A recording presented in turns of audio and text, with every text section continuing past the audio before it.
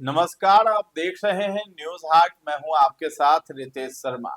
बिहार विधानमंडल का मॉनसून सत्र 20 जुलाई 2026 से शुरू होकर 24 जुलाई तक चल सकता है और इस छोटे लेकिन बेहद अहम सत्र के हंगामेदार रहने के पूरे आसार दिख रहे हैं। मुख्यमंत्री सम्राट चौधरी के नेतृत्व में बनी नई सरकार का ये पहला बड़ा विधानसभा इम्तिहान माना जा रहा है, जहां 50,000 करोड़ रुपए के विशाल अनुपूरक बजट को सदन के पटल पर रखा जाएगा।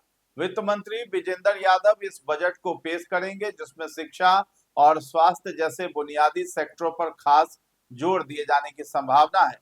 सूत्रों के मुताबिक यह अनुपूरक बजट वित्त वर्ष 2026 से 27 के लिए सरकार की विकास योजनाओं को गति देने और लंबित परियोजनाओं के लिए अतिरिक्त फंड उपलब्ध कराने के उद्देश्य से लाया जा रहा है। यह अब तक का एक बड़ा वित्तीय दस्तावेज माना जा रहा है, जो सरकार की प्राथमिकताओं और आर्थिक रणनीति की दिशा तय करेगा।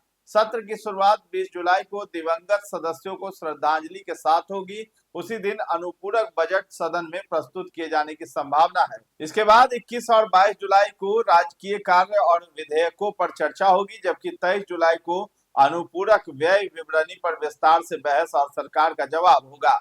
अंत में 24 जुलाई को गैर सरकारी संकल्पों और अन्य विधायी कार्यों का निपटारा किया जाएगा। हालांकि इस बार का सत्र सिर्फ विधायी कार्यों तक सीमित नहीं रहने वाला है, बल्कि ये पूरी तरह सियासी टकराव का अखाड़ा बनने जा रहा है। विपक्ष ने पहले ही सरकार को घेरने की रणनीति तैयार कर ली है।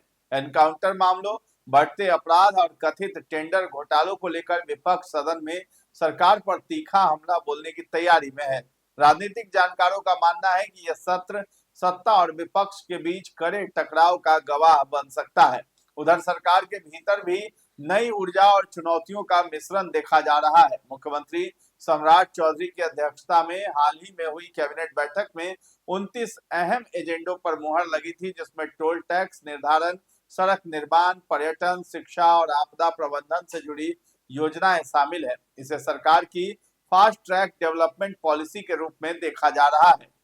इससे पहले 3 फरवरी 2026 को राज्य का बजट पेश किया गया था, जिसका आकार 3,47,589 करोड़ रुपए था, जो अब तक का सबसे बड़ा बजट माना गया।